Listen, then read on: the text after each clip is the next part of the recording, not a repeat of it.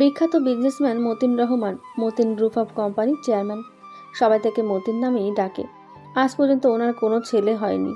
Doctor বলে দিয়েছে যে ওনার স্ত্রী কখনোই মা ডাক শুনতে পারবেন না। এই কথা শুনে মর্জিনা বেগম খুব ভেঙে পড়েন। এদিকে মতিন রহমান কি করবেন বুঝতেছিলেন না। বিভিন্ন এতিমখানায় গিয়েও কোনো ছেলে দত্তক আনতে পারছেন না। দিন শেষে মতিন রহমান তার স্ত্রীর এই অবস্থা দেখে সেও কিছুটা ভেঙে পড়েন। রাত প্রায় 3টে।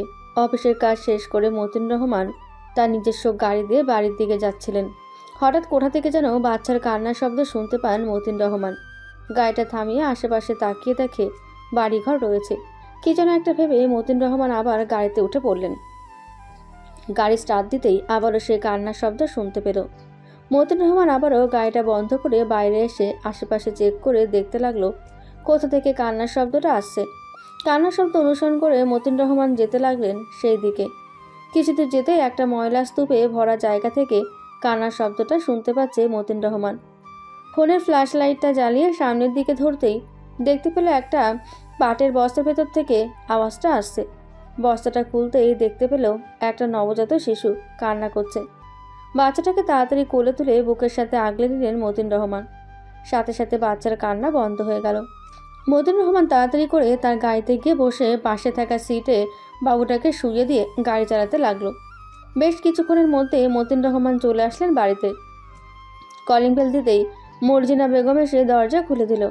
এত রাত হয়েছে দেখে মর্জিনা বেগম রেগে বলতে লাগলেন, আমি আপনাকে বারবার বলার পরও আপনি কেন এত রাত করে বাড়িতে ফিরেন? আমি মা হতে পারবো না এটা আমি জানি। আপনাকে দ্বিতীয় বিয়ে করার অনুমতি দিয়েছি আমি। আপনি চাইলে আমাকে ডিভোর্স দিয়ে অন্য কাউকে বিয়ে করতে পারেন।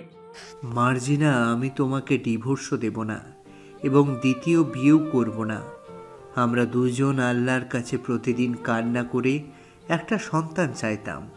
আজকে আল্লাহ তাআলা আমাদের মনের আশা পূরণ করেছে। এই দেখো, আজ থেকে এই ছেলে আমাদের সন্তান। কোল থেকে বাচ্চাটা মর্জিনা বেগমের দিকে এগিয়ে দিয়ে বলল কথাটা। এতক্ষণ মর্জিনা বেগম খেয়াল করেনি যে মতিন রহমানের কোলে একটা নবজাতক শিশু আছে। শিশুটিকে দেখে মর্জিনা বেগম খুশিতে কান্না করে দিয়ে বলতে লাগলো, হে আল্লাহ, আপনি আমাদের মনের কথা শুনেছেন। আল্লাহ, আমরা এই শিশুটিকে আমাদের পরিচয়ে বড় করব। বাবুটাকে আমার কাছে দেন আর আপনি কি ফ্রেশ হয়ে আসেন। এখন ফ্রেশ হলে চলবে না।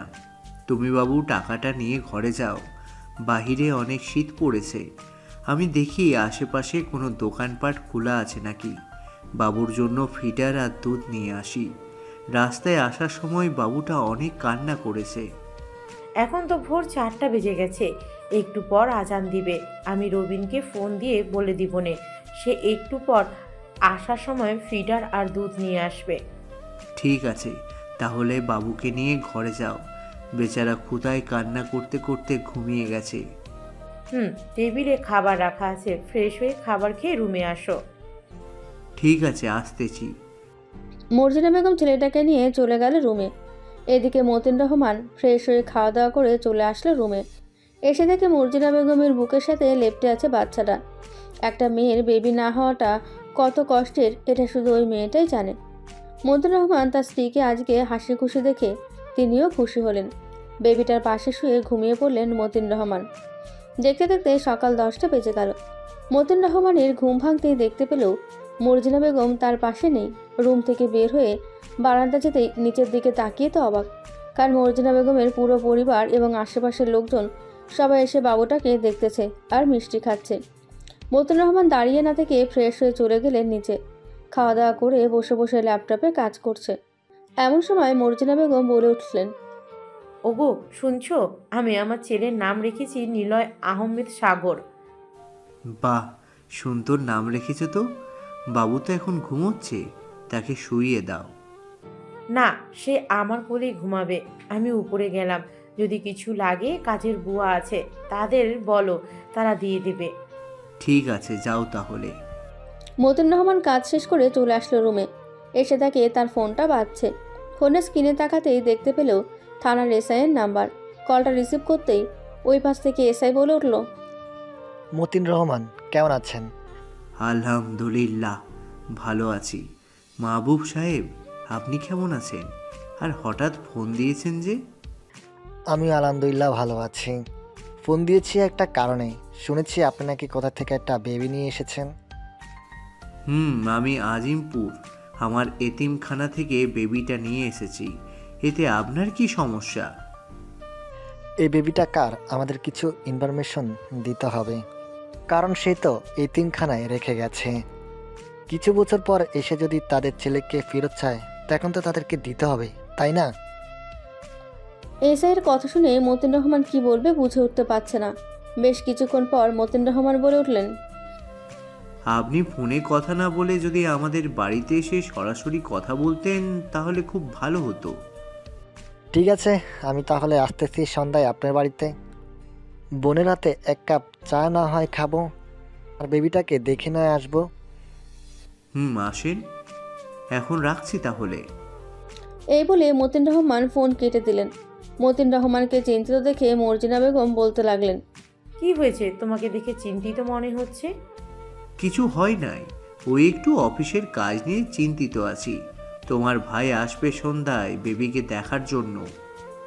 ও আচ্ছা, ভাইয়া আসলে তো আরও ভালো হবে। তা তুমি কি এখন অফিসে চলে যাবে নাকি আজকে বাড়িতেই থাকবে? আজকে আর অফিসে যেতে ইচ্ছে করছে না, তাই বাড়িতেই থাকবো। ঠিক আছে, থাকো তাহলে। বাবুকে দেখো, আমি গোসল করে আসছি। ঠিক আছে, যাও তাহলে। মর্জিনা বেগম চলে গেল গোসল করতে। গোসল করে এসে দেখে মতিন রহমান তার ল্যাপটপে কাজ করছে। এদিকে বাবুটা ঘুমাচ্ছে। মর্জিনা বেগম মতিন রহমানের পাশে বসে বলতে লাগলো, আমাদের বাবুর নাম কি রাখবো?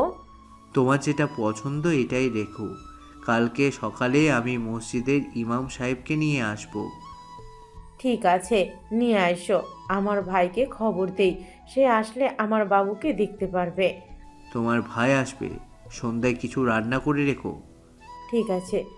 মতিন রহমান আর মর্জিনা বেগম তাদের ছেলেকে নিয়ে খুব খুশিতেই আছে। সন্ধ্যা 7টা, কলিং বেল বেজে উঠল। মতিন রহমান দরজা খুলতে দেখতে পেল এসআই দাঁড়িয়ে আছে। এসআইকে উদ্দেশ্য করে বলল, মাহবুব, ভেতরে আসো। তা আপু কোথায়? তাকে তো দেখতেছি না। তোর বোন ঘরে আছে, যা গিয়ে দেখ। ঠিক আছে। মাহবুব চলে গেল 2 তলায় তার বোনের রুমে। গিয়ে দেখে মর্জিনা বেগম বেবিটার সাথে খেলা করতেছে। এটা দেখে মাহবুব কিছুক্ষণ দাঁড়িয়ে থেকে তার বোনকে উদ্দেশ্য করে বলতে লাগলো। আপু কেমন আছো? মাহবুবের কথা শুনে মর্জিনা বেগম পেছনে ফিরে দেখে তার ভাই দাঁড়িয়ে আছে। তার ভাইকে দেখে খুশিতে আত্মহারা হয়ে জড়িয়ে ধরে বলতে লাগলো, ভাই দেখ, আমার বেবি কত সুন্দর করে খেলা করছে। আমাদের বেবির জন্য দোয়া করিস। আপু, আমি বেবিটাকে নিয়ে যেতে এসেছি, আমাকে দিয়ে দাও বেবিটা। ভাই, আমি তোর পায়ে পড়ছি, প্লিজ আমার কাছ থেকে বেবিটা নিয়ে যাস না। আমি 15টি বছর আমার স্বামীর মুখে হাসি ফুটাতে পারিনি। আজকে তোর দুলাভাই অনেক খুশি, সাথে আমিও। প্লিজ নিয়ে যাস না আমার কাছ থেকে। আপু, পাচার আমার। দেখ, আমি খোঁজ পেয়েছি যে ময়লার আবর্জনা স্পট থেকে পেয়েছে। আমি ইনকোয়ারি করতেছি, যদি খবর পাই এটা কারো ছেলে, তাহলে তাকে দিয়ে দিতে হবে, আর না হলে তুই রেখে দিস। ভাই, তোর যত টাকা লাগে আমি দিব। প্লিজ বেবিটাকে আমার কাছ থেকে কেড়ে নিস না। এই বেবিটা যদি নিয়ে যাস তাহলে আমি আত্মহত্যা করব। ঠিক আছে, আত্মহত্যা করতে হবে না, আমি নিব না। কিন্তু ছেলেটা যখন বড় হয়ে জানতে পারবে তুই আর দুলাভাই ছেলেটার আসল মা না, তাহলে বুঝতে পারছিস কি হবে। বুঝেছি। তখন কারটা তখন দেখা যাবে। এই নে, এইখানে 10 লক্ষ টাকা আছে। এই কেসটা এইখানেই বন্ধ করে দে প্লিজ ভাই। টাকা দিতে হবে না, আমি শুধু বেবিটাকে দেখতে এসেছি। তোর হাতের রান্না অনেক দিন হয়েছে খাই না, আজকে প্লিজ তুই নিজের হাতে আমাকে খাইয়ে দিবি। ঠিক আছে, চল নিচে, আমি খাইয়ে দিতেছি এক্ষুনি। মর্জিনা বেগম আর মাহবুব চলে গেল নিচে। গিয়ে দেখে মতিন রহমান কান্না করছে। মতিন রহমানকে দেখে দুজন পাশে গিয়ে বসলো আর বলতে লাগলো, দুলাভাই, আমি বেবি নেব না, আপনার কান্না করতে হবে না।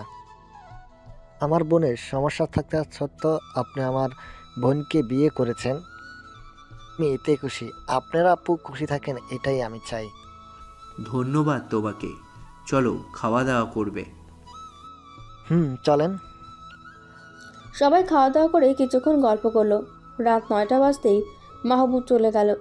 এদিকে মতিন রহমান আর মর্জিনা বেগম বাবুকে নিয়ে শুয়ে আছে আর বলছে, আমাদের বেবিকে সিক্রেট ক্রাইম এজেন্সির হেড অফিসার বানাবো। এতে তো ওর ক্ষতি হতে পারে। এমনিতেই আমার শত্রুর অভাব নেই, আবার তুমি তাকে বানাতে চাও সিক্রেট ক্রাইম এজেন্সির হেড অফিসার? আমাদের ছেলে যদি সিক্রেট ক্রাইম এজেন্সির হেড অফিসার হয় তাহলে তোমার সব শত্রুদের মেরে ফেলতে পারবে। তা ঠিক আছে। আচ্ছা, তুমি যেটা বলবে এটাই হবে। এখন ঘুমাও। সবাই ঘুমিয়ে গেল। সকালে মসজিদের ইমাম সাহেবকে নিয়ে এসে বেবিটার নামকরণ করানো হলো। নাম রাখা হলো আব্দুল্লাহ। দেখতে দেখতে কেটে গেল 17টি বছর। আব্দুল্লাহর এসএসসি পরীক্ষা শেষ করে ঘুমিয়ে আছে ঘরে। এমন সময় মর্জিনা বেগম আসলো। আব্দুল্লাহকে ডাকতে ডাকতে বলতে লাগলো, আব্দুল্লাহর বাবা, এবার উঠো, অনেক সকাল হয়েছে তো, আর কত ঘুমাবে? আম্মু, পরীক্ষা শেষ করলাম, এবার তো একটু ঘুমাতে দাও আমাকে। ঠিক আছে, ঘুমা তাহলে। 1টার মধ্যে ঘুম থেকে উঠে তোর আব্বুর অফিসে যাবি, তোর আব্বু ফোন দিয়েছিল। ঠিক আছে, এখন যাও তো। মর্জিনা বেগম চলে গেল। এদিকে আব্দুল্লাহ আর ঘুম হলো না। বিছানা থেকে উঠে চলে গেল ওয়াশরুমে। ফ্রেশ হয়ে খাওয়া দাওয়া করে সোজা চলে গেল তাদের অফিসে। ঘুরে ঘুরে দেখছে। এমন সময় একটা মেয়ের সাথে ধাক্কা খেয়ে পড়ে গেল আব্দুল্লাহ। নিচে পড়ল, কিন্তু ব্যথা পেল না। এটা দেখে সামনের দিকে তাকাতেই দেখতে পেল মেয়েটা নিচে পড়ে আছে, আর আব্দুল্লাহ মেয়েটার উপরে শুয়ে আছে। এটি থেকে মেয়েটা বলতে লাগলো, এই ছেলে, আমার উপর থেকে উঠেন। পড়েছেন তো পড়েছেন, সোজা আমার উপরে এসে পড়েছেন। আব্দুল্লাহ তাড়াতাড়ি মেয়েটার উপর থেকে উঠে সরি বলে চলে গেল তার বাবার কেবিনে। এদিকে মেয়েটা বলতে লাগলো, কি আজব ছেলে রে বাবা, আমাকে ধাক্কা মেরে ফেলে দিয়ে সরি বলে চলে গেল, আমাকে উঠালো না। এই ছেলের একটা বিহিত করতেই হবে স্যারকে বলে। এই বলে মেয়েটা চলে গেল মতিন রহমানের কেবিনে। দরজার বাইরে থেকে মেয়েটা বলতে লাগলো, স্যার আসতে পারি? আসো সাদিয়া, তুমি তো এখনই ফাইলগুলো নিয়ে অন্য অফিসে যাবে, আবার কেবিনে এসেছো কেন? স্যার, একটা ছেলে ধাক্কা দিয়ে আমাকে ফেলে দিয়েছে, আপনি এই ছেলেটার বিচার করবেন, তা না হলে আমি এই চাকরি করব না। আরে আমি তো আপনাকে বললাম সরি, তবুও আপনি কেন আব্বুর কাছে বিচার দিতে এসেছেন? তো বিচার দিব না? হাঁটার সময় চোখ কোথায় থাকে আপনার? এখন কিছু বললাম না, আমার দেরি হয়ে যাচ্ছে বলে। স্যার, আপনিও বিচার করবেন এই বলে দিলাম। আচ্ছা তুমি যাও, আমি বিচার করব। সাদিয়া চলে গেল। এদিকে আব্দুল্লাহ তার আব্বুকে উদ্দেশ্য করে বলতে লাগলো, আব্বু, এই মেয়েকে আগে তো কখনো দেখি নাই, তাকে এই অফিসে। এটা হচ্ছে আমার বন্ধুর মেয়ে, নাম সাদিয়া, আমার পিএ হিসেবে কাজ করে। ওর কথায় রাগ করিস না। আচ্ছা, তোর রেজাল্ট দিবে কবে এটা বল আমাকে। এই তো আব্বু, আর 5 দিন পর। মতিন রহমান আর আব্দুল্লাহ কথা বলতেছে। এমন সময় সিকিউরিটি গার্ড দৌড়ে এসে হাঁপাতে হাঁপাতে বলতে লাগলো, স্যার, গতকালকে এই মাস্তানগুলো এসেছিল আর আজকে এসেছে টাকা নেওয়ার জন্য। ওরা 2 জন আসে নাই, 15 জনের মতো এসেছে। এখানে যদি ওদের কোনো টাকা না দেওয়া হয় ওরা এই অফিস ভেঙে ফেলবে। তাড়াতাড়ি চলো নিচে যাই, ওদেরকে টাকা দিয়ে দিই। আব্বু, ওদেরকে টাকা দিতে হবে না, তুমি চুপচাপ বসো, আমি দেখতেছি বিষয়টা। আব্দুল্লাহ, যাস না তুই, ওরা এই এলাকার পাতি মস্তান, ওরা তোর ক্ষতি করে ফেলবে। আমার কিছুই হবে না, আপনি উপর থেকে দেখেন শুধু কি হাল করি ওদের। এই বলে আব্দুল্লাহ চলে গেল নিচে। গিয়ে দেখে অনেকজন এসেছে।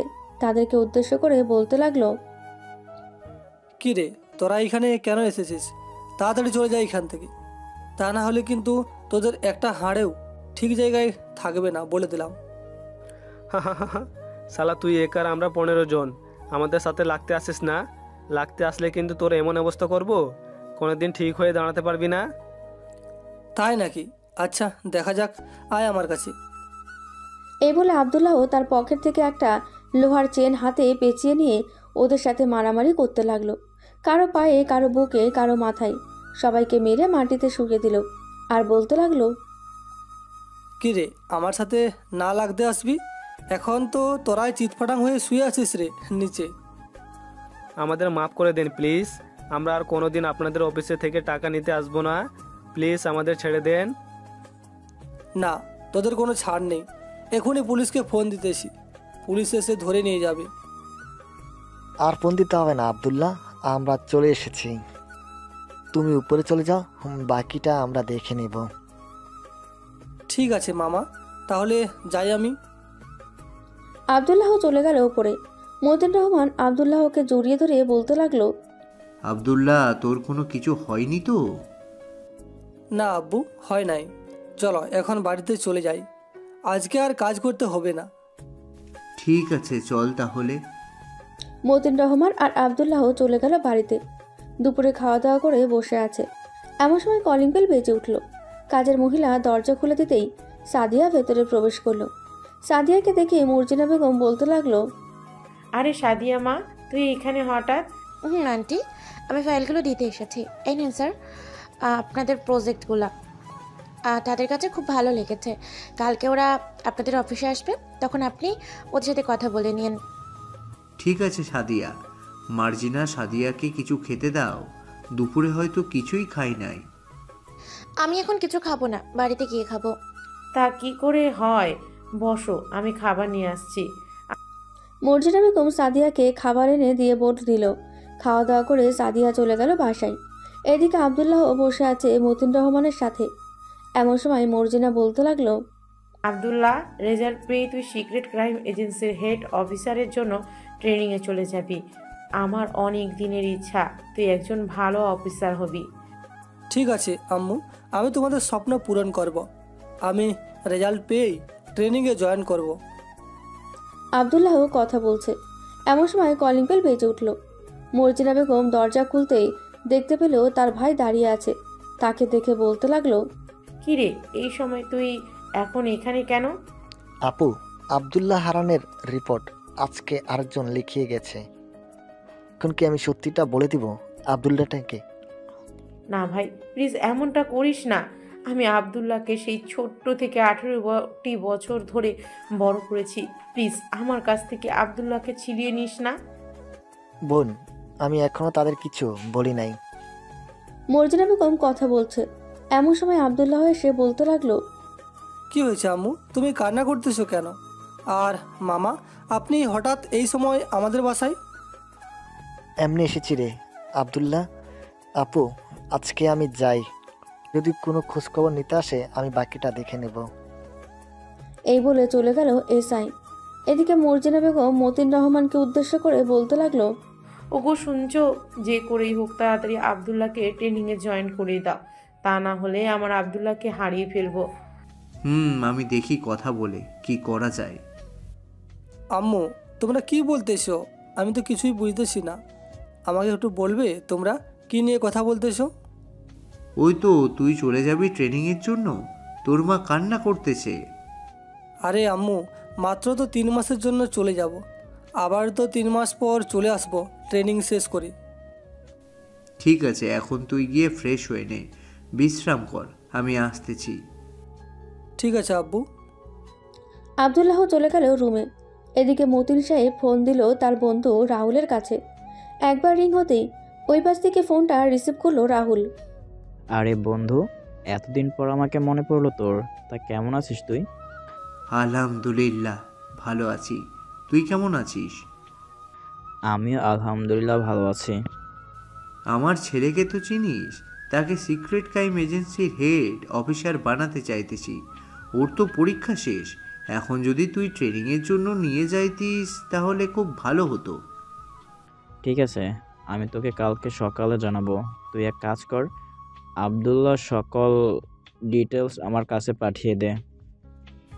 ঠিক আছে, পাঠিয়ে দেব, নে একটু পর। এখন রাখছি তাহলে।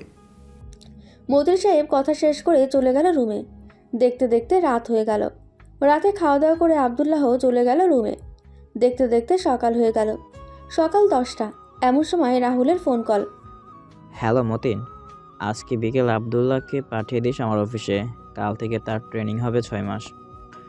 কিন্তু সবার তো 3 মাস ট্রেনিং হয়, আব্দুল্লাহ কেন 6 মাস ট্রেনিং হবে? তুই তো বলছিস যে আব্দুল্লাহকে সিক্রেট ক্রাইম এজেন্সির হেড অফিসার বানাবি। আর আমি তো 5 বছর পর অবসরপ্রাপ্ত হয়ে যাব, তাই আমার জায়গাটা না হয় আবদুল্লাহকে দিয়ে দিব।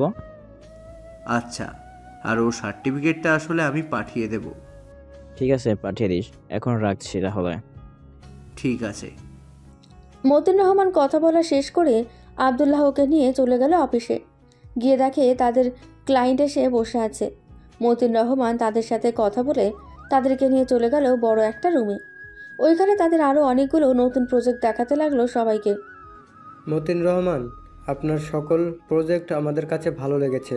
আমরা আপনার অফিসের সাথে কাজ করতে চাই। আমাদেরকে সবসময় মাল দিয়ে যেতে হবে। আপনার তো এই মালগুলো মালয়েশিয়া নিয়ে যাবেন, তাই না? এক কাজ করেন, ওইখানে আমার কোম্পানি আছে 2টো, ওখান থেকে মালগুলো নিতে পারবেন। ওইগুলো আরও ভালো হবে। তাহলে তো আরও বেশি ভালো হবে। এই নেন 100 কোটি টাকার চেক। 10 দিন পর ভেতরে আমাদেরকে 50 কোটি টাকার মাল দিতে পারবেন তো নাকি? এটা তো বলতে পারতেছি না দিতে পারবো না দিতে পারবো কি না, তবে আশা করি 40 কোটির মাল পেয়ে যাবেন। আর যদি বলেন বাংলাদেশ থেকে নিতে চান, তাহলে মালয়েশিয়া প্লাস বাংলাদেশ থেকে যদি মিলিয়ে দিই, তাহলে আপনার 60 কোটি টাকার মাল পেয়ে যেতে পারেন। ঠিক আছে, আপনি তাহলে মালের ব্যবস্থা করে দেন, আমরা গাড়ি পাঠিয়ে দিতেছি। ঠিক আছে, পাঠিয়ে দেন। আমি আপনাকে প্রত্যেকটা গাড়ির সাথে মালের লিস্ট পাঠিয়ে দেব, আপনি কোনো চিন্তা করবেন না। ঠিক আছে, এখন যাই তাহলে আমরা। এই বলে ক্লায়েন্টরা চলে গেল। এদিকে মতিন রহমান তার সকল কর্মচারীদের ডেকে নিয়ে মিষ্টিমুখ করালো, সাথে তাদের কিছু টাকা দিয়ে দিল আর বলল, আমার সব কিছু হয়েছে আপনাদের জন্য। আপনারা যদি আমাকে আরও সাহায্য করেন, তাহলে আমরা আরও এগিয়ে যেতে পারবো। সাদিয়া, তুমি এখনই বাকি অফিসে গিয়ে এই মালগুলোর হিসাব নিয়ে আসো। আমি আজকে রাতের মধ্যেই মালগুলো তাদের দিতে চাই। ঠিক আছে স্যার, আমি এক্ষুনি যাচ্ছি। আজকে রাতের মধ্যে মালগুলো দিতে পারবেন আপনি? যাও। সবাই সবার কাজে লেগে পড়ল। এদিকে মতিন রহমান আবদুল্লাহকে নিয়ে চলে গেল ট্রেনিং সেন্টারের সামনে। গিয়ে দেখে অনেকজন চাকরির জন্য সিরিয়ালভাবে দাঁড়িয়ে আছে। মতিন রহমানকে দেখে দারোয়ান বলতে লাগলো, স্যার কেমন আছেন? অনেকদিন পর দেখলাম আপনাকে। আমি আলহামদুলিল্লাহ ভালো আছি। কবির চাচা, আপনি কেমন আছেন? আমিও আলহামদুলিল্লাহ ভালো আছি। ভেতরে যান, রাহুল স্যার ভেতরে আছে। আব্দুল্লাহ, চলো ভেতরে যাই আমরা। চলো আব্বু। আবদুল্লাহকে নিয়ে ভেতরে চলে গেল মতিন রহমান। রাহুলের কেবিনে বসে আছে 2 জন। বেশ কিছুক্ষণ পর রাহুল আসলো। মতিন রহমানকে দেখে বলতে লাগলো, তা বন্ধু, কি খাবি বল? চা নাকি কফি খাবি? আমি কিছুই খাবো না রে বন্ধু। আব্দুল্লাহ, উনি হচ্ছে তোমার আঙ্কেল আর সিক্রেট ক্রাইম এজেন্সির হেড অফিসার এখন আছেন উনি। স্যার কেমন আছেন? আলহামদুলিল্লাহ ভালো আছি। তুমি কেমন আছো? আমিও স্যার ভালো আছি। বাইরে গিয়ে দেখো, সবাই ট্রেনিং নিতেছে। কিছুটা দূরে লেখা আছে সিক্রেট অফিসার ট্রেনিং সেন্টার। ওই রুমে গিয়ে বলো আমি আসতেছি, তোমার আব্বুর সাথে কথা বলে। ঠিক আছে স্যার, আসেন তাহলে। আবদুল্লাহ চলে গেল। এদিকে রাহুল মতিন রহমানকে উদ্দেশ্য করে বলতে লাগলো, মতিন, আবদুল্লাহর কাছ থেকে আর কত লুকিয়ে রাখবি কথাগুলো? এখন তাকে বলে দে। এখন যদি না বলিস তাহলে সে তো সিবিআই অফিসার হবে, তখন তো সে জানতে পারবে, সব কিছু তদন্ত করবে। বন্ধু, আমি এখন কি করে বলবো বল? একদিকে তোর ভাবি, আবার আমার শালাবাবু তো আছেই, সে তো পুলিশের এশায়। গতকালকে নাকি আবদুল্লাহ খোঁজ নিতে রিপোর্ট করতে গিয়েছে। এখন তো তোর ভাবি কান্না করতেছে অনেক। যদি আবদুল্লাহ চলে যায় আমাদের কাছ থেকে, তাহলে তো অনেক বড় একটা ঝটকা খাবে।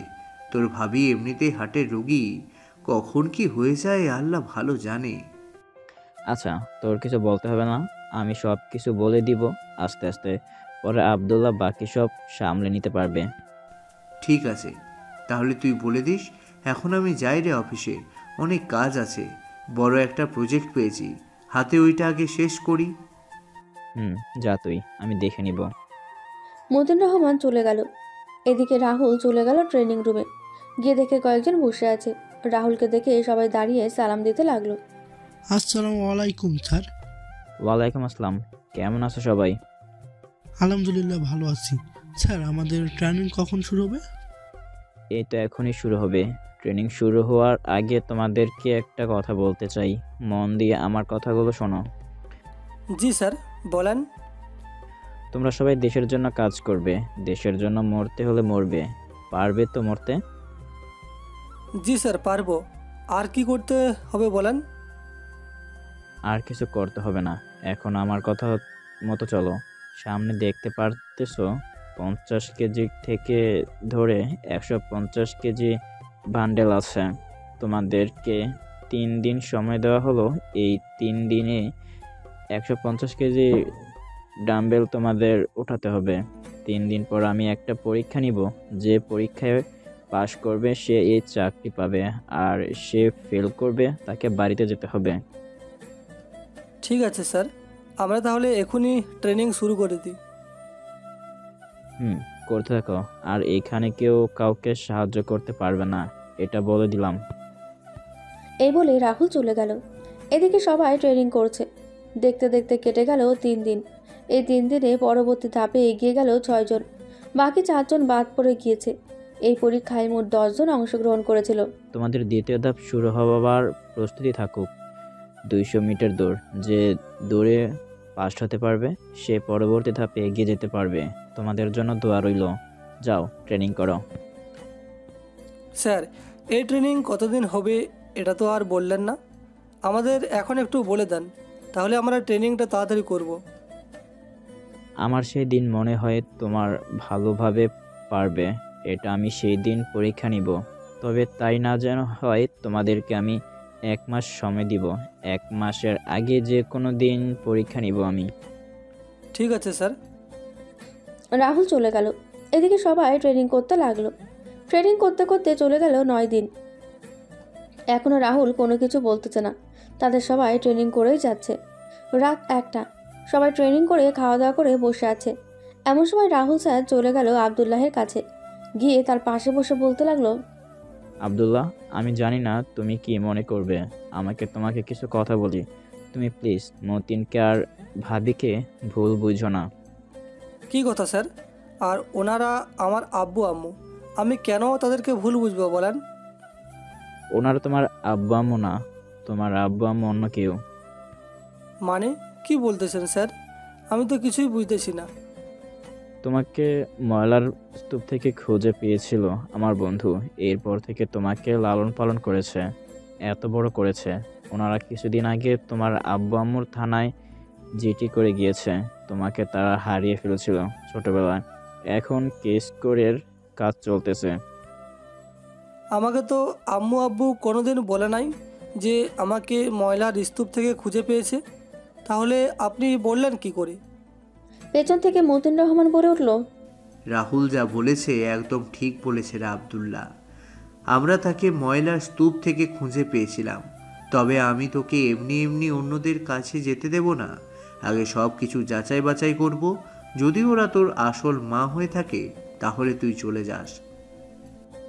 আব্বু, আমি তোমাদের ছেড়ে কোথাও যাব না। প্লিজ এমনটা বলো না। আমি তোমাদের কথা বিশ্বাস করি না। আচ্ছা, তুমি তো 6 মাস পর সিক্রেট ক্রাইম এজেন্সির অফিসার হবে। তখন না হয় এই কেসের ইনকোয়ারি কইরো। যদি কিছু পাও তাহলে তো ভালো, আর না পেলে আমার বন্ধুর কাছেই থাকবে। রাহুল যেটা বলেছে একদম ঠিক বলেছে আব্দুল্লাহ। আচ্ছা তুই থাক, আমি চলে যাই। অনেক রাত হয়েছে। রাহুল, আমি চলে যাচ্ছি রে। আব্দুল্লাহকে দেখে রাখিস। ঠিক আছে, যা তাহলে। তুই আর আব্দুল্লাহ তুমিও ঘুমাও গিয়ে। কালকে তোমার ট্রেনিং করতে হবে তোমাকে। স্যার, যাচ্ছি। মতিন রহমান চলে গেল। এদিকে আবদুল্লাহ বিছানায় এসে শুয়ে চোখটা বন্ধ করতেই রাহুলের কথাগুলো তার কানে এসে বাজতে লাগলো। আবদুল্লাহ কি করবে বুঝে উঠতে পারছে না। এই সব কিছু ভাবতে ভাবতেই ঘুমিয়ে গেল আবদুল্লাহ। পরের দিন সকালে ঘুম ভাঙল। আবদুল্লাহ উঠে ফ্রেশ হয়ে সোজা চলে গেল ট্রেনিং করতে। ট্রেনিং করতে করতে চলে গেল 6টি মাস। আজকে 5 জনের সবগুলো ট্রেনিং বড় বড় অফিসাররা নিয়ে থাকবে, তাই 5 জন প্রস্তুতি নিতেছে। কিছুক্ষণের মধ্যে 5 জন চলে গেল। মাঠে গিয়ে দেখে সবাই চলে এসেছে। 5 জন ট্রেনিং দিতে লাগলো। ট্রেনিংয়ের লাস্ট মুহূর্তে 3 জন টিকে রইল, বাকি 2 জন বাদ হয়ে গেল।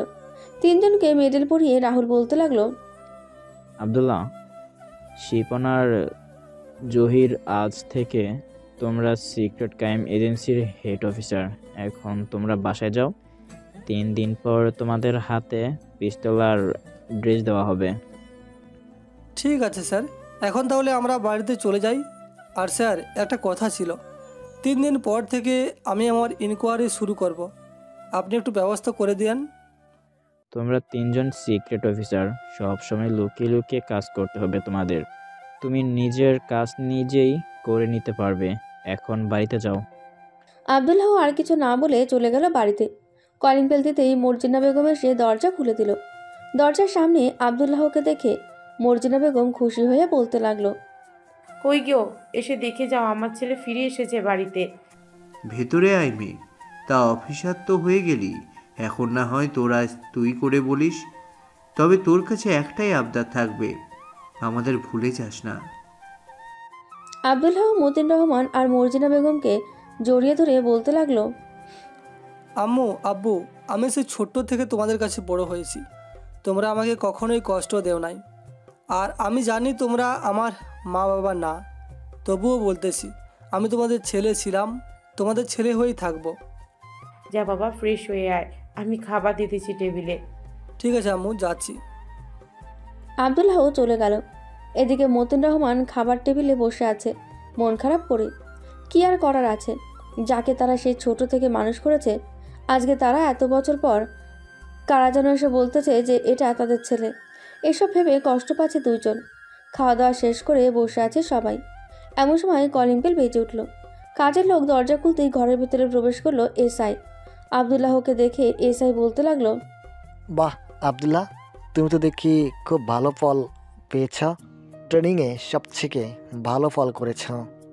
আপু, তোমার সাথে কথা ছিল।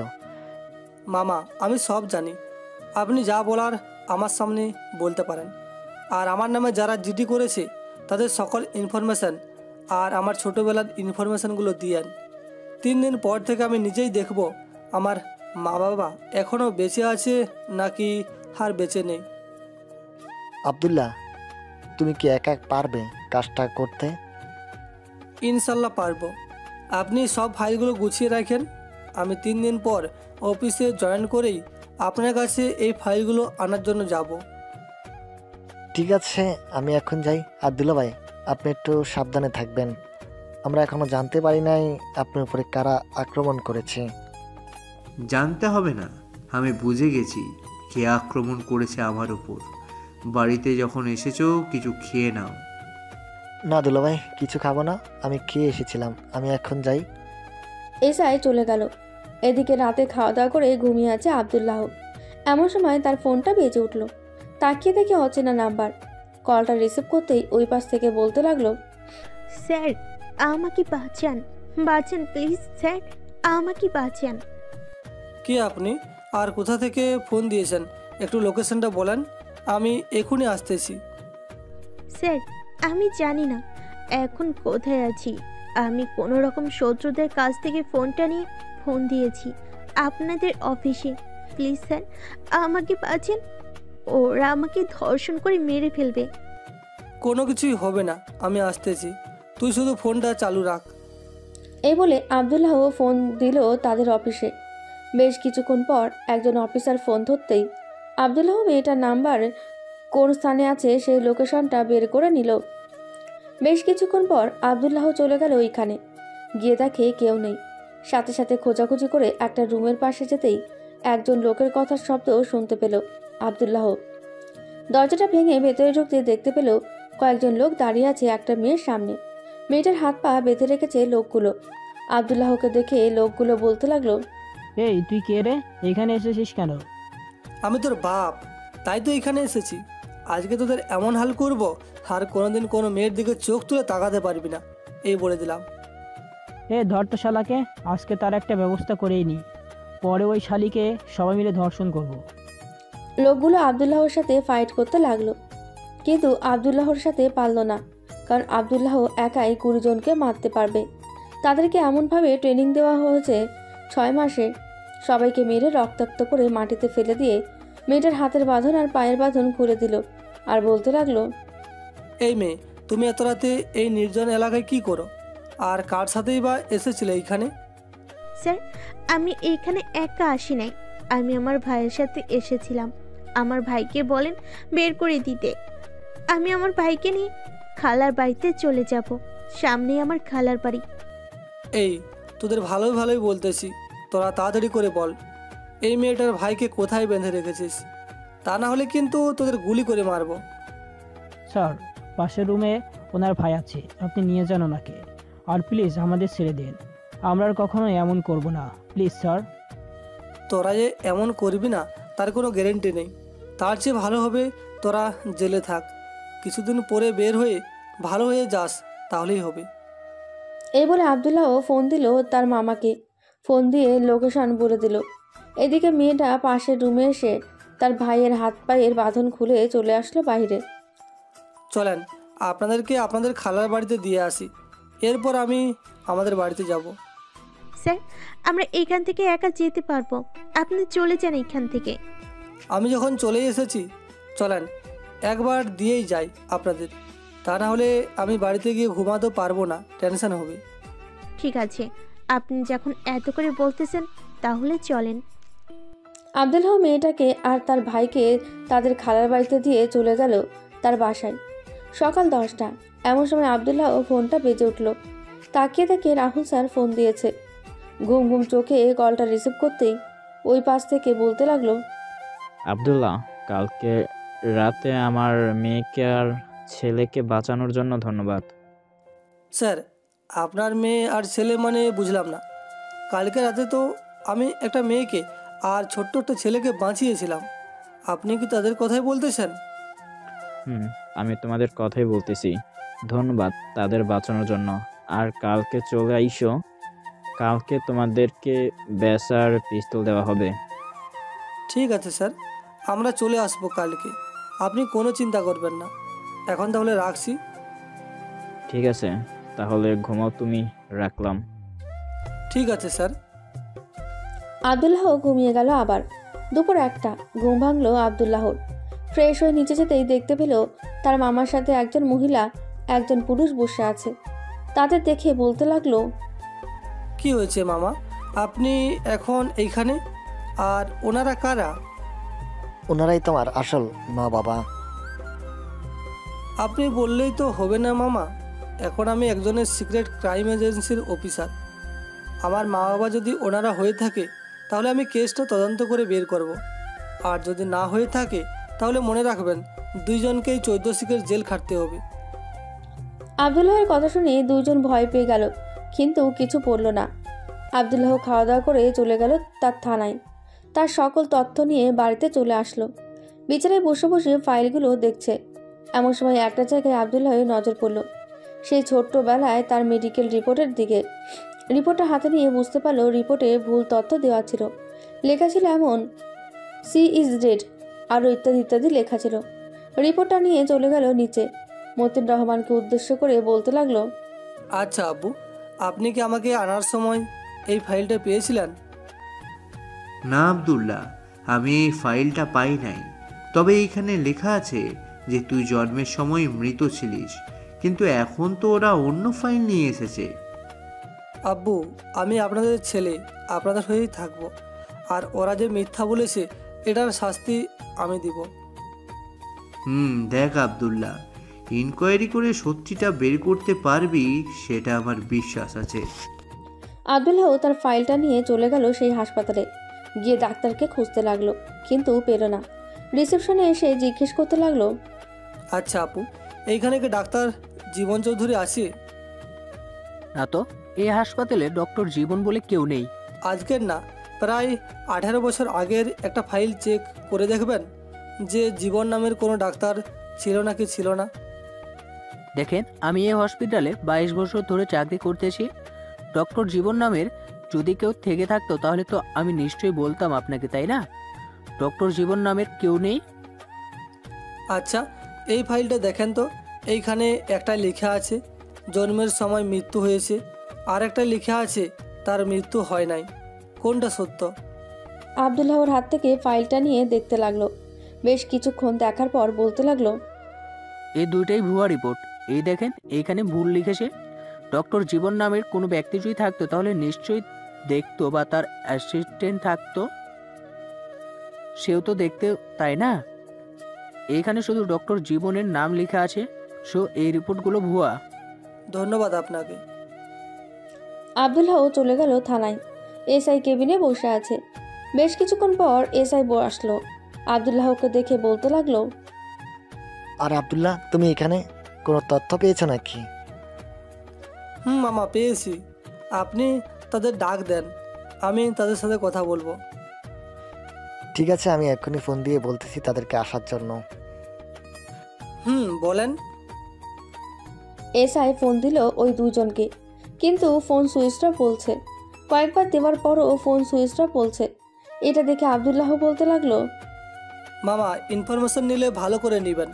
ওরা আমার আসল মা বাবা না, ওদেরকে কেউ সাজিয়ে এনেছে। আর এইসব রিপোর্টগুলো ভুয়া। আমি হাসপাতালে গিয়েছিলাম, ওইখান থেকে সব জানতে পেরেছি। ও আচ্ছা, তাহলে ওরা কেন তোমাকে নিতে চাচ্ছিল? আর বললোই বা কেন তুমি ওদের ছেলে? ওদের বের করেন খুঁজে। ওদের ধরতে পারলেই আমরা জানতে পারবো ওরা কেন আমাকে তাদের ছেলে বলেছিল। তুমি এখন বাড়িতে যাও, আমি দেখতেছি ওরা এখন কোথায় আছে। আবদুল্লাহ চলে গেল বাড়িতে। দেখতে দেখতে কেটে গেল 5 দিন। আবদুল্লাহ অফিসে জয়েন করলো। আবদুল্লাহ বসে আছে তার কেবিনে। এমন সময় রাহুল আসলো আর বলল, আব্দুল্লাহ, তোমাকে একটা মিশনে যেতে হবে। আমাদের এলাকায় একজন গুন্ডা আছে, সে দুবাই থাকে। তাকে আমরা ধরতে পারি না, ধরতে গেলে সে পালিয়ে যায়। এই নাও তার ফাইল। তোমাকে 1 মাস সময় দেওয়া হলো। এই 1 মাসের মধ্যে তাকে ধরে নিয়ে আসতে হবে। স্যার, এটা তো কুখ্যাত সন্ত্রাসী সৈয়দ মিয়া। তোমাদের 3 জনকেই 3টা মিশনে পাঠিয়েছি। এখন তোমরা তাকে কিভাবে ধরবে এটা তোমাদের ব্যাপার। আমি আর কিছু বলতে পারবো না তোমাদের। স্যার, আর কিছু বলতে হবে না আপনাকে, বাকিটা আমি দেখে নিব। এখন যাই তাহলে। এই বলে আবদুল্লাহ চলে গেল বাসায়। ফাইলটা বসে বসে দেখতেছে। ফাইলের ভেতরে কয়েকটা ছবিও আছে। তার মধ্যে একটা সুন্দরী মেয়ের ছবি আছে। ছবিটা হাতে নিয়ে একপলকভাবে তাকিয়ে আছে আবদুল্লাহ। এমন সময় তার মা মর্জিনা বেগম ঘরে ঢুকলো। এটা আবদুল্লাহ খেয়ালই করেনি। মর্জিনা বেগম ফটোতে থাকা ছবিটা দেখে তারও পছন্দ হয়ে গেল। আবদুল্লাহকে একটু ধাক্কা দিয়ে বলল, মেয়েটাকে পছন্দ হয়েছে নাকি? পছন্দ হলে বল, আমার ঘরের বউ করে নিয়ে আসি। না আম্মু, এখনই না, আরও পরে। ওর আব্বু একজন খুনি। ওর মাধ্যমে আমি তার আব্বুকে ধরবো। যাই করিস না কেন সাবধানে করিস। তুই বস, আমি তোর জন্য খাবার নিয়ে আসছি। আজকে নিজের হাতে খাইয়ে দেব। ঠিক আছে আম্মু, যাও তাহলে। মর্জিনা বেগম চলে গেল নিচে। খাবার নিয়ে এসে আবদুল্লাহকে খাইয়ে দিল। খাওয়া দাওয়া শেষ করে আবদুল্লাহ দিল এক ঘুম। বিকেল 5টায় ঘুম ভাঙলো তার। উঠে ফ্রেশ হয়ে চলে গেল পার্কে। বেঞ্চে বসে আছে। এমন সময় সামনের দিকে চোখ পড়ল তার ফটোতে। যে মেয়েটাকে দেখেছে এটা তো বাস্তবে আরও অনেক সুন্দর। এই ভেবে আবদুল্লাহ চলে গেল মেয়েটার কাছে। এদিকে মেয়েটা তার বান্ধবীদের সাথে বসে গল্প করতেছে। গল্প করার মাঝে আবদুল্লাহ গিয়ে বসে পড়ল তাদের সাথে। আবদুল্লাহকে দেখে তো সবাই চোখ বড় বড় করে ফেলল। এই ছেলে, তুমি কে? আর আমাদের মেয়েদের মাঝে এসে বসেছো কেন? আমার নাম আবদুল্লাহ। আমি ঘুরিয়ে ফিরিয়ে কথা বলতে পারি না, সোজাসুজি বলে দিতেছি। আমি ওনাকে ভালোবাসি। I love you. এই ছেলে, তুমি আমার ব্যাপারে কতটুকু জানো যে আমার সাথে প্রেম করতে এসেছো? ওই যে গেটের দিকে তাকিয়ে দেখো, কয়েকজন লোক দাঁড়িয়ে আছে। ওদের একটা ইশারা করলেই তোমাকে এখানে মেরে মাটি চাপা দিয়ে দিবে। বললেই হলো নাকি? আমার ভালোবাসা এত নিঠুর না। আপনি একবার বলেই দেখেন না আমার গায়ে হাত দিতে। ওদের হাত ভেঙে রেখে দেবো আমি। তাই নাকি? আচ্ছা, তুমি যদি ওদের সাথে মারামারি করে জিততে পারো তাহলে আমি তোমার সাথে রিলেশন করব। পারবে তো ওদের সাথে মারামারি করতে? পারবো না কেন? আপনি বলেন একবার ওদের। মেয়েটা ইশারা দিতেই লোকগুলো দৌড়ে এসে আবদুল্লাহকে মারতে লাগলো। এইদিকে আবদুল্লাহ কম যায় কিসের, উল্টো তাদের মেরে শুইয়ে রেখেছে। কি ম্যাডাম, এবার তো আমার সাথে রিলেশন করবেন? বাহ, তুমি তো আমার জন্য পারফেক্ট। ঠিক আছে, আমি তোমার সাথে রিলেশন করব, তবে একটা কথা, 4 বছরের মধ্যে আমাকে বিয়ে করতে হবে। ঠিক আছে, আমি তোমাকে বিয়ে করব। এখন তাহলে যাই আমি। ফোন নাম্বারটা তো নিয়ে যাও। 01745786, এটা আপনার নাম্বার তাই না? আমার নাম্বার আপনি পেলেন কোথা থেকে? পেয়েছি এক জায়গা থেকে, এটা নাই বললাম। এখন যাই তাহলে। আবদুল্লাহ চলে গেল বাড়িতে। এদিকে ফারিয়া তার বান্ধবীদের বলছে, এই ছেলেটাকে কেমন যেন ডাউট ডাউট লাগতেছে, তাই না রে? হঠাৎ আসলো, আমাকে প্রপোজ করলো, আবার আমাদের লোকদের মারলো। আমার নাম্বারটাও তার কাছে আছে, সো বোঝা যাচ্ছে হয়তো কোনো না কোনো কারণে আমার কাছে এসেছে। যেই কারণে আসে নাই কেন, ছেলেটা কিন্তু অনেক হট আর স্মার্ট। তুই যদি রিলেশন না করতে চাস আমাকে বলে দে, আমি করব। সে আমাকে যখন প্রপোজ করেছে তাহলে আমি তার সাথে রিলেশন করব। এখন যাই রে। ফারিয়া উঠে চলে গেল বাড়িতে। দেখতে দেখতে রাত হয়ে আসলো। রাত 2টো। আবদুল্লাহ ফোন দিল ফারিয়ার নাম্বারে। এদিকে ফারিয়া তো ঘুমে আচ্ছন্ন হয়ে আছে। কয়েকবার ফোন দেওয়ার পরও ফোন রিসিভ করলো না ফারিয়া। তাই আবদুল্লাহ চলে গেল ফারিয়াদের বাড়ির সামনে। গিয়ে তাকে দারোয়ান ঘুমাচ্ছে। বাইকটা এক জায়গায় পার্ক করে দেওয়াল টপকিয়ে চলে গেল ভেতরে। আশেপাশে দেখে পেছনের সিঁড়ি দিয়ে চলে গেল ছাদে। গেটটা খোলা থাকায় চলে গেল বাড়ির ভেতরে। কয়েকটা রুম চেক করলো, কিন্তু ফারিয়াকে পেল না। শেষ রুমে যেতেই দেখতে পেল ফারিয়া ঘুমাচ্ছে, তাও আবার বাচ্চাদের মতো ছোট ছোট প্যান্ট আর জামা পরে আছে। এটা দেখে আবদুল্লাহর ফারিয়ার পায়ে সুড়সুড়ি দিতে লাগলো। কয়েকবার সুড়সুড়ি দিতেই ফারিয়া বিছানা থেকে উঠে গেল। চোখ ডলতে ডলতে সামনের দিকে তাকাতেই আবদুল্লাহকে দেখে যে চিৎকার দিতে যাবে, এমন সময় আবদুল্লাহ ফারিয়া ঠোঁটে তার ঠোঁট বসিয়ে দিল। কিছুক্ষণ এইভাবে থাকার পর আবদুল্লাহ ছেড়ে দিল তাকে, আর বলতে লাগলো, আর কোনোদিন যদি ফোন ধরতে দেরি হয়, এবার তো শুধু কিস করেছি, পরের বার এসে জড়ি ধরে ঘুমিয়ে থাকবো। এখন যাই তাহলে আমি। এই বলে আবদুল্লাহ চলে গেল বাইরে। এদিকে ফারিয়া তো অবাক হয়ে বসে আছে। সে কি করবে কিছুই বুঝতেছে না। বেশ কিছুক্ষণ যাওয়ার পর ফারিয়ার হুঁশ ফিরল। আবদুল্লাহ, তোকে একবার হাতের কাছে পাই, দেখে নিব তোরে, মুরগির মতো কিমা কিমা করে খাবো। এইভাবেই বকতে বকতে ঘুমিয়ে গেল ফারিয়া। দেখতে দেখতে সকাল হয়ে গেল।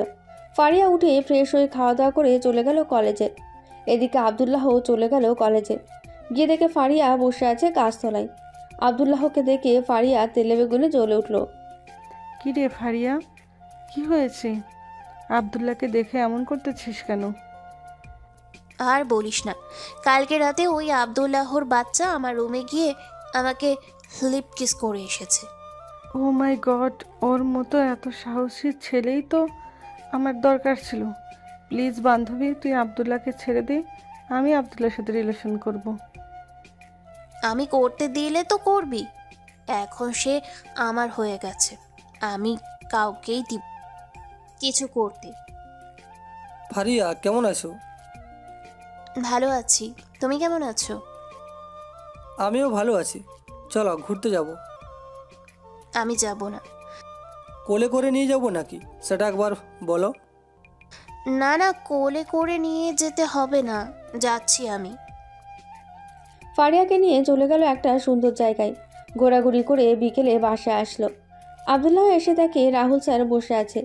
আবদুল্লাহকে দেখে রাহুল স্যার বলতে লাগলো, আবদুল্লাহ, তোমাকে সন্ত্রাসী ধরতে বলেছি, সন্ত্রাসীর মেয়ের সাথে প্রেম করতে বলি নাই। স্যার, আমি ফারিয়ার মাধ্যমে তার বাবাকে আনবো দুবাই থেকে, আপনি কোনো চিন্তা করবেন না, আপনি শুধু দেখবেন। ঠিক আছে আবদুল্লাহ, আর বেশি দিন কিন্তু সময় নেই। স্যার। আবদুল্লাহ কথা বলে চলে গেল তার রুমে। দেখতে দেখতে কেটে গেল 22 দিন। ফারিয়া আবদুল্লাহর কাঁধে মাথা রেখে বসে আছে। এমন সময় আবদুল্লাহ বলল, ফারিয়া, আমি তো তোমার বাড়িতে মাঝে মধ্যে যাই, তোমার আম্মুকে তো দেখেছি, তোমার আব্বুকে তো দেখি নাই। আব্বু দুবাই থাকে, কি যেন কাজের জন্য বাড়িতে আসতে পারে না। প্লিজ তুমি আমার জন্য হলেও তোমার আব্বুকে আনো দেশে একবার, আমিও দেখি আমার শ্বশুর কেমন হবে। ঠিক আছে, আমি ফোন দিয়ে দেখি আবু কি বলে। ঠিক আছে, বলো তাহলে। ফারিয়া ফোন দিল তার বাবার কাছে। একবার রিং হতেই ওই পাশ থেকে ফোন ধরল সৈয়দ মিয়া। ফারিয়া মা, কি হয়েছে? এই সময় তুমি ফোন দিলে যে? আবু, আমি তোমাকে দেখব, তুমি প্লিজ কালকে একবার আসো বাংলাদেশে। মা, আমি তো এখন কাজ করতেছি, এখন যেতে পারবো না। তুমি ভিডিও কল করে আমাকে দেখো। না, আমি দেখতে পারবো না ভিডিও কলে, আমি সরাসরি দেখব তোমাকে। তুমি কালকে আসো। ঠিক আছে, আমি কালকে আসতেছি। সকাল 10টা পর্যন্ত থাকবো বাড়িতে, এরপর আমি আবার চলে যাব। ঠিক আছে আব্বু, আসো। ফারিয়া ফোনটা রেখে আবদুল্লাহকে জড়িয়ে ধরল। বিকালে চলে গেল বাড়িতে। এদিকে আবদুল্লাহ সোজা চলে আসলো তার অফিসে। রাহুল স্যারকে বলতে হবে। স্যার, কালকে সৈয়দ মিয়া আসতেছে, সকাল 10টা পর্যন্ত থাকবে উনি এইখানে, আবারও চলে যাবে। আমি তার বাড়ি থেকে ধরতে চাই তাকে। আবদুল্লাহ, সে কিন্তু অনেক বড় সন্ত্রাসী, তার কাছে বুঝে শুনে কাজ করবে। চিন্তা করবেন না, একাই তাকে ধরতে পারবো। এখন গিয়ে রেস্ট করো। আবদুল্লাহ চলে গেল বাড়িতে। রাতে খাওয়া দাওয়া করে ফারিয়ার সাথে কথা বলতে বলতে রাত কেটে গেল। ফজরের আজান দিতেই ফারিয়া বলল, আব্দুল্লাহ, তুমি আমাদের বাড়িতে চলে আসো, এখন আব্বু চলে আসবে কিছুক্ষণের মধ্যে। ঠিক আছে, আসতেছি এখনই। আবদুল্লাহ চলে গেল ফারিয়াদের বাড়িতে। ফারিয়ার সাথে রুমে বসে গল্প করেছে। এদিকে ফারিয়ার মা তাদের জন্য চা আর কফি নিয়ে গেছে। ফারিয়া, তোমার আব্বু তো এখনো আসলো না। আবদুল্লাহর কথা শেষ না হতেই সৈয়দ মিয়া ঘরে প্রবেশ করে বলল, ফারিয়া মা, কেমন আছিস? এই তো আপু, ভালো আছি, তুমি কেমন আছো? আমিও ভালো আছি। তা এই ছেলেটাকে? আবু, আমি এই ছেলেটাকে ভালোবাসি, তোমার সামনে পরিচয় করিয়ে দেওয়ার জন্যই ডেকে এনেছি তাকে। ও, ভালো করেছিস। চল এখন খাওয়া দাওয়া করে নি, সকাল 4টা বেজে গেছে। চলো। সবাই চলে গেল খাবার টেবিলে, খাওয়া দাওয়া করছে। এমন সময় সৈয়দ মিয়া বলতে লাগলো, তা আবদুল্লাহ, তুমি পড়ালেখা করো না, কি কাজ করো? আমি কাজ করি আঙ্কেল। ও আচ্ছা, তা কিসের কাজ করো তুমি? সিগারেট ক্রাইম এজেন্সির অফিসার। এই বলে আবদুল্লাহ সৈয়দ চৌধুরীর মাথায় পিস্তল ঠেকিয়ে বলল, you are under arrest mister Syed Mia, ওরফে সন্ত্রাসী সৈয়দ। আব্দুল্লাহ, তুমি এসব কি বলতেছ? আমার আব্বু সন্ত্রাসী হতে যাবে কেন? আর আব্বুর মাথা থেকে পিস্তলটা নামাও। সরি ফারিয়া, আমি তোমাকে হয়তো সত্যি ভালোবেসেছি, তবে আমাকে অফিস থেকে বলা হয়েছিল তোমার বাবাকে ধরার জন্য, তাই আমি ধরতে বাধ্য হয়েছি। এখন চলেন সৈয়দ মিয়া। সৈয়দ মিয়ার মাথায় পিস্তল ঠেকিয়ে চলে গেল বাইরে। গাড়িতে বসতে সৈয়দ মিয়া আল্লাহকে বলতে লাগলো, আবদুল্লাহ, তোর যা কিছু লাগে আমি সব দিব, টাকা পয়সা, আমার মেয়ে, সব কিছু দিব তোকে। এখন আমাকে ছেড়ে দে।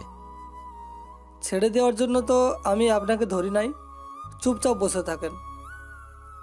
আবদুল্লাহ ও সৈয়দ মিয়াকে নিয়ে চলে গেল তাদের অফিসে। চারিদিক থেকে অফিসাররা ঘেরাও করে রেখেছে, যাতে পালাতে না পারে। সৈয়দ মিয়াকে গাড়ি থেকে নামিয়ে নিয়ে চলে গেল তাদের জেলে। এদিকে ফারিয়া তার মাকে বলতে লাগলো, আম্মু, আব্দুল্লাহ যা বলে গেছে সব কি সত্যি? রে ফারিয়া, আব্বুহা যা বলে গেছে সবই সত্যি। তোর যখন 5 বছর, তখন তোর আব্বু টেররিস্টদের সাথে মিলে কয়েক জায়গায় বোম ব্লাস্ট করিয়েছিল। বিভিন্ন ব্যাংকের থেকে অনেক টাকা নিয়ে বিদেশে পাড়ি জমায়। দেখিস না তোর আব্বু এসেছে আর যাওয়ার জন্য কত তাড়া করছিল, কারণ যদি কেউ জানতে পারে তাহলে তো ধরে ফেলবে। মানুষ বলে না, ওস্তাদের মার শেষ রাত্রি, ঠিক এমন হয়েছে তোর আব্বুর সাথে। চলো তাড়াতাড়ি কোনো উকিলকে ধরে আব্বুকে ছাড়িয়ে নিয়ে আসি। তোর আব্বুকে ছাড়বে না ওরা, আমি জানি। 2 দিন পর আদালতে নিবে হয়তো, তাই চুপচাপ থাক, এটাই তোর জন্য ভালো হবে। আমি আব্দুল্লাহকে কোনোদিন মাফ করব না, কোনোদিন না। সে তো কোনো ভুল করে নাই, সে তার দায়িত্ব পালন করেছে। আজকে 13টি বছর দেশের বাইরে কাটিয়েছে তোর আব্বু, তাকে কেউ ধরতে পারে নাই। আজকে আব্দুল্লাহ ধরেছে। যা এখন গিয়ে ফ্রেশ হয়ে কলেজে যা, আর কোনো কাজ নেই তোর? ফারিয়া কান্না করতে করতে চলে গেল তার রুমে। দেখতে দেখতে কেটে গেল 5টি দিন। এই 5টি দিন আবদুল্লাহ ফারিয়াকে কোনো কল করেনি। এদিকে সৈয়দ মিয়াকে আদালতে নিয়ে যাওয়া হলো। আদালত থেকে তাকে 4 বছরের কারাদণ্ড দেওয়া হলো। যদি ভালো না হয় 4 বছরে, তাহলে যাবজ্জীবন কারাদণ্ড দেওয়া হবে। ধন্যবাদ আব্দুল্লাহ, তুমি এত বড় খুনিকে এত তাড়াতাড়ি ধরে ফেলার জন্য, যা আমরা এই 13 বছরেও ধরতে পারি নাই, সেটা তুমি 1 মাসের মধ্যেই করে ফেলেছো। স্যার, সব কিছুরই দুর্বল জায়গা আছে, ঠিক তেমনি তার দুর্বল জায়গা হচ্ছে তার মেয়ে ফারিয়া। আচ্ছা স্যার, এখন তাহলে আমি যাই, আর যদি কোনো মিশন থাকে আমাকে ফোন দিবেন। ঠিক আছে, ফোন দিব। আর তোমাকে একটা কাজ করতে হবে। রাতে আমি তোমাদের বাড়িতে গিয়ে বলবো কি করতে হবে। ঠিক আছে স্যার, এখন তাহলে আমি যাই। আবদুল্লাহ চলে গেল তার বাড়িতে। রাতে খাওয়া দাওয়া করে বিছানায় শুয়ে ফোন দিল ফারিয়ার নাম্বারে। রিং হচ্ছে, কিন্তু কেউ ফোন ধরছে না। বেশ কিছুক্ষণ পর ওই পাশ থেকে ফোন আসলো। আবদুল্লাহ ফোনটা রিসিভ করতেই ওই পাশ থেকে ফারিয়ার মা বলতে লাগলো, আব্দুল্লাহ ও ফারিস তোমার ওপর রেগে আছে, কয়েকদিন যাক, এমনিতেই ঠিক হয়ে যাবে। তুমি ফোন দিয়ে বিরক্ত করো না। ফারিয়া একবার রেগে গেলে কি করবে সে নিজেও জানে না। ঠিক আছে আন্টি, আর আমি দুঃখিত আঙ্কেলকে ধরার জন্য। তার পাপের শাস্তি সে পাবে। আল্লাহ তো কাউকে ছাড় দেয় না, তাই না? ঠিক আছে আন্টি, রাখছি তাহলে এখন। আবদুল্লাহ ফোনটা কেটে দিয়ে চলে গেল নিচে। গিয়ে দেখে রাহুল স্যার বসে বসে তার বাবার সাথে কথা বলছে। আবদুল্লাহকে দেখে রাহুল স্যার বলতে লাগলো, এখানে এসে বসো আব্দুল্লাহ, তোমার সাথে কথা আছে। আবদুল্লাহ বসে পড়লো তার স্যারের পাশে। এমন সময় রাহুল স্যার আবদুল্লাহর হাত ধরে বলতে লাগলো, আব্দুল্লাহ, আমার মেয়েকে বাঁচাও। আজকে 2 মাস হয়ে গেছে তাকে কিডন্যাপ করে নিয়ে গেছে, আর কোনো খোঁজ খবর পাচ্ছি না। আমার কাছে মুক্তিপণ চেয়েছিল 2 কোটি টাকা। আমার কাছে এত টাকা নেই, আমি তাদের দিতে পারি নাই। স্যার, আমাকে আগে বলবেন না, তাহলে তো আমি আগে আপনার মেয়েকে খুঁজে বের করতাম। আচ্ছা, ওই নাম্বারে আবারও ফোন দেন। ফোন দিয়ে বলেন যে টাকা নিয়ে আসতেছে আমার ড্রাইভার। ঠিক আছে, তবে আমার কাছে তো এত টাকা নেই। তাহলে আমি দিব কি করে তাদেরকে এত টাকা? সেটা নিয়ে আপনাকে চিন্তা করতে হবে না। আপনি বাড়িতে যান আর তাদের বলেন কোথায় টাকা নিয়ে আসতে হবে। আমাকে সেই লোকেশনটা দিয়ে দেন, বাকিটা আমি দেখে নিব। ঠিক আছে আব্দুল্লাহ, এখন তাহলে যাই, রাত তো অনেক হয়েছে। রাহুল স্যার চলে গেল। এদিকে আবদুল্লাহ তার রুমে এসে ফোন দিল একটা অচেনা নাম্বারে। কিছুক্ষণ কথা বলে ফোনটা রেখে দিল। সকাল হতেই রাহুল স্যার তার সকল টাকা নিয়ে চলে আসলো আবদুল্লাহর বাড়িতে। টাকাগুলো দেখে আবদুল্লাহ বলতে লাগলো, স্যার, টাকাগুলো নিয়ে যান, টাকা লাগবে না, আমি টাকা জোগাড় করে ফেলেছি। তুমি এত টাকা জোগাড় করলে কি করে? আমি 15 বছর ধরে চাকরি করে এত টাকা ইনকাম করতে পারি নাই, আর তুমি কি না 2 মাসে এত টাকা ইনকাম করে ফেললে? না স্যার, সব নকল টাকা। এর মধ্যে উপরে থাকবে 1 লক্ষ টাকা আসল, বাকি সব টাকা নকল থাকবে। ও আচ্ছা, এই নাও অ্যাড্রেস। আজকে রাতে এখানে ওরা আমার মেয়েকে নিয়ে আসবে।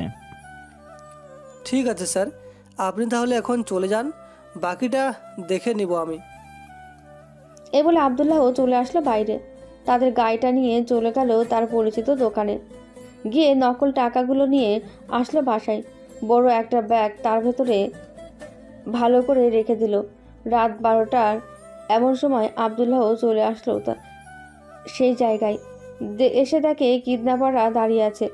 আবদুল্লাহ ওদের সামনে দাঁড়িয়ে বলতে লাগলো, এই দেখেন আপনাদের টাকা, এখন আমাদের স্যারের মেয়েকে ফেরত দেন।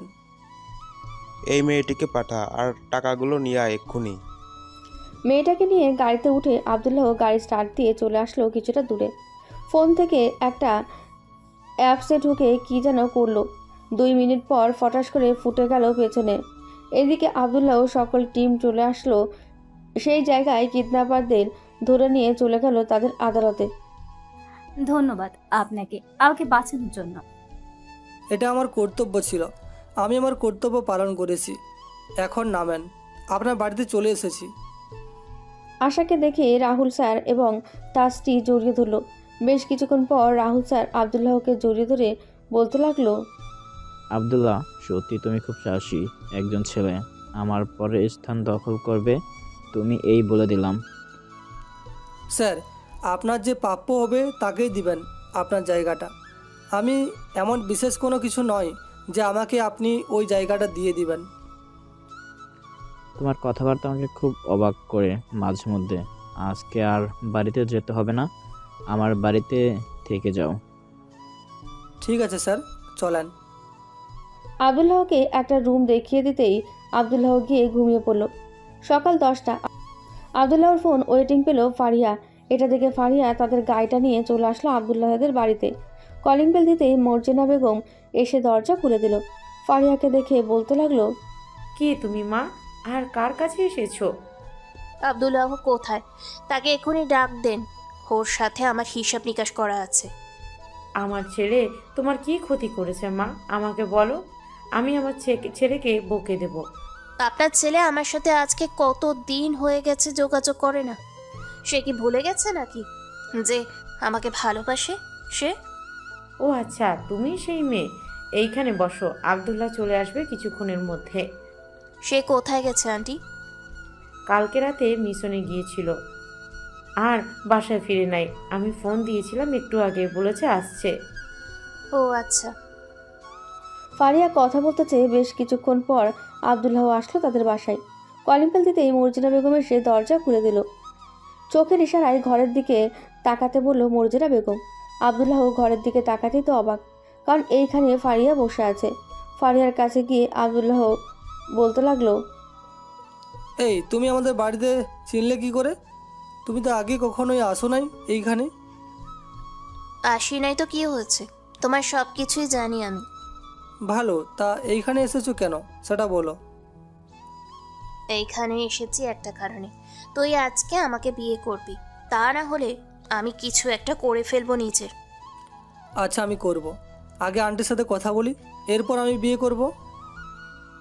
আম্মু আসতেছে কিছুক্ষণ পর, যাও ফ্রেশ হয়ে আসো। ঠিক আছে। আবদুল্লাহ ফ্রেশ হয়ে চলে আসলো নিচে। এসে দেখে ফারিয়ার মা এসে বসে আছে। তাকে দেখে আবদুল্লাহ বলতে লাগলো, আন্টি, ফারিয়া বিয়ে করতে চাইতেছি। এখন আপনি যদি অনুমতি দেন তাহলে আমরা বিয়ে করতে পারবো। আব্দুল্লাহ, ফারিয়ার তো বিয়ের বয়স হয়ে গেছে আর সে তোমাকে পছন্দ করে, এটা আমিও জানি। এখন তুমি তাকে বিয়ে করতে পারো, আমার কোনো সমস্যা নেই। ঠিক আছে, তাহলে আজকে রাতেই বিয়ে করব আমরা, আর ঘরোয়াভাবেই বিয়ে হবে। ঠিক আছে, তোমাদের যেটা ইচ্ছা সেটাই হবে। রাতে সবাই খাওয়া দাওয়া করে বসে আছে। এমন সময় কাজী আসলো। দুজনের সব কিছু লিখে দিয়ে বিয়েটা পড়িয়ে দিয়ে চলে গেল কাজী। রাত প্রায় 12টা। ফারিয়া আর আবদুল্লাহ বসে আছে নিচে। এমন সময় মর্জিনা বেগম বলতে লাগলো, আব্দুল্লাহ এখন রুমে যাও, অনেক রাত হয়েছে। ঠিক আছে আম্মু, যাচ্ছি। ফারিয়াকে নিয়ে চলে আসলো ওপরে। দরজাটা লাগিয়ে দিয়ে ফারিয়াকে কোলে তুলে নিয়ে খাটে শুইয়ে দিল। ম্যাডাম, আজকে তো আপনি শেষ, চুপচাপ এখানে শুয়ে থাকেন। আমি শেষ মানে? দেখি তুমি কি করতে পারো, আসো। এই বলে আবদুল্লাহ ফারিয়ার ওপরে ঝাঁপিয়ে পড়ল। সারারাত আদর করা শেষ হতেই সকালে ঘুম ভাঙল ফারিয়ার। চোখ খুলতে দেখতে পেল ফারিয়ার শরীরে কোনো কাপড় নেই। আয়নার দিকে তাকাতেই দেখতে পেল তার ঘাড়ের কাছে কামড়ের দাগ। এটা দেখে ফারিয়া মুচকি হাসি দিয়ে চলে গেল ওয়াশরুমে। ফ্রেশ হয়ে বাইরে আসতেই আবদুল্লাহ আবার ফারিয়ার ঠোঁটজোড়া কামড়ে ধরে ওয়াশরুমে নিয়ে চলে গেল ফারিয়াকে। দুজনে ফ্রেশ হয়ে চলে আসলো নিচে। খাওয়া দাওয়া করে গল্প করতে লাগলো। কেটে গেল 4টি বছর। আবদুল্লাহ আর ফারিয়ার একটা ফুটফুটে মেয়ে হয়েছে, বয়স 2 বছর। সবাই থানার বাইরে দাঁড়িয়ে আছে সৈয়দ মিয়ার জন্য। বেশ কিছুক্ষণ পর সৈয়দ মিয়া বাইরে বেরিয়ে আসলো।